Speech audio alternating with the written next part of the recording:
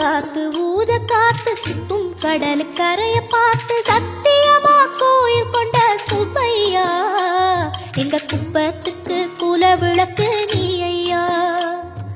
வாட காத்து வீச பார்த்து அலையை எதிர்த்து வலைய போட்டு மீன் பிடிக்கும் தொழில் நடக்குது முத்தையா.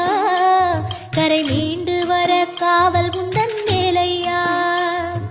திருச்செந்தூர் ஆண்டவனே வேல் முருகா தினம் உனக்கு நன்றி சொல்வோம் மால் மருகா. திருவடியில் தவம் இருப்போம் திருமுருகா. தீப்பெழுது நலமெனவே வடிவழகா.